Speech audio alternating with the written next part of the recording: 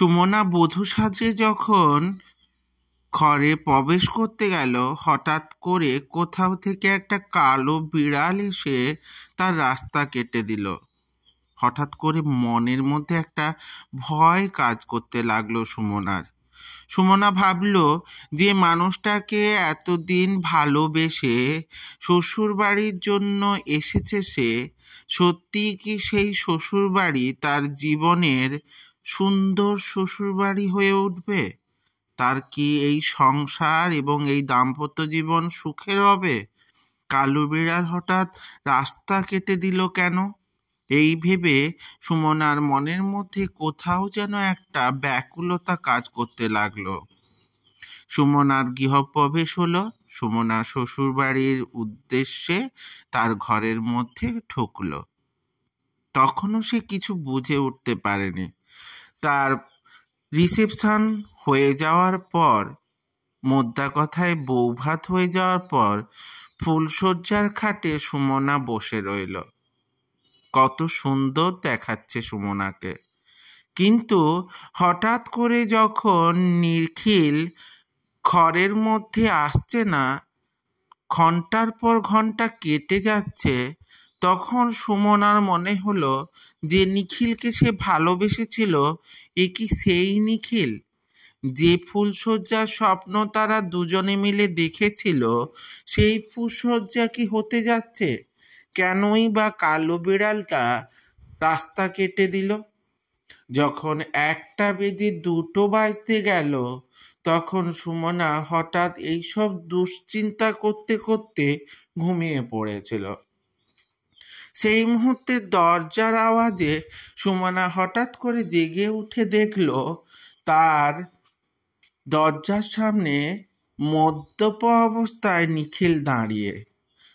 হঠাৎ করে তার অনেক স্বপ্ন ভেঙে গেল। এ কোন নিখিলকে সে দেখছে? নিখিল তো কোনোদিন মদ খেত বলে এটা তো সে জানতো না। নিখিল লম্পট বা মাতাল এটাও সে জানতো না। সেই মুহূর্তে কিছু ইতর বিশেষ ভাবার আগেই সুমনার উপর নির্লজ্জভাবে নিখিল ঝাঁপিয়ে পড়ল। তার চরম অত্যাচার শুরু করতে লাগলো। সুমনা কিছু বোঝার আগেই তার সেই শরীরে অনেক বেশি ক্ষত বিক্ষত করে তার পুরুষত্ব চরিতার্থ করল নিখিল। কোনো কিছু ভেবে ওঠার আগেই সব কিছু নষ্ট হয়ে গেল সুমনার। সুমনা হঠাৎ করে দুমড়ে মুচড়ে কুঁকড়ে উঠল। এ কোন নিখিলের সাথে তার বিয়ে হয়ে গেল? যে মানুষটাকে সে মনের মানুষ ভেবে এতদিন ভালোবেসে গেছে, তার পরিবারের কারুর কথা না শুনে যে নিখিলের হাত ধরে সে বিয়ে করে চলে এসেছে, এ কি সেই নিখিল? যে মানুষটাকে ভরসা করা যেত, যে মানুষটার হাতে হাত রাখলে মনে হতো পৃথিবীর সমস্ত সুখ মনে হয় তার আঁচলে ভরে উঠেছে, এ কি সেই নিখিল? সেই ক্ষত বিক্ষত শরীরে যখন সুমনা সব কিছু সহ্য করেছে, পুরুষার্থ চরিতার্থ করার পর নিখিল কিন্তু ক্ষান্ত হয়েছে এবং ঘুমের কোলে ঢলে পড়েছে। সুমনার কিছু বুঝে ওঠার আগেই তার সব কিছু নষ্ট হয়ে যাওয়ার পর সুমনা যখন ভাবতে লাগলো তার পুরনো দিনের কথাগুলো, যখন নিখিল তার জীবনে প্রথম এসেছিল, তখন থেকে আজ পর্যন্ত প্রতিটা ঘটনার সঙ্গে আর আজকের নিখিলের সঙ্গে তুলনা করতে গিয়ে কোথাও সে মেলাতে পারল না।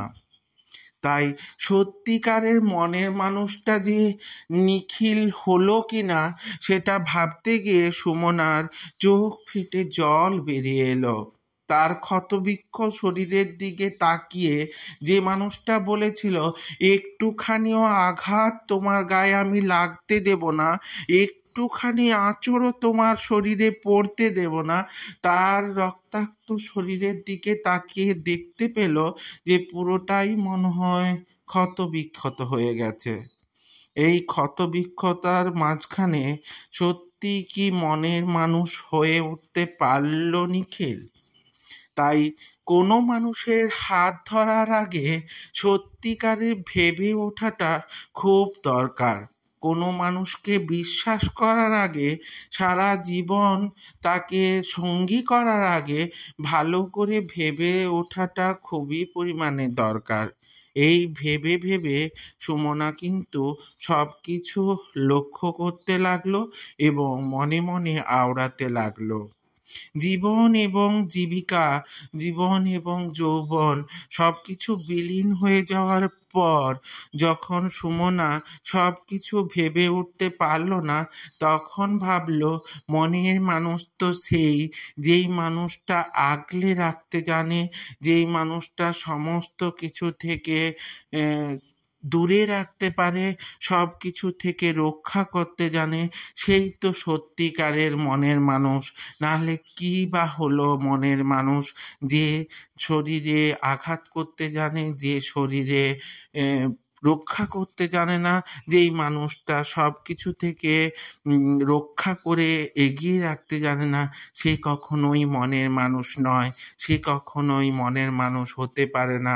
সে কখনো মনের মানুষ ছিল না।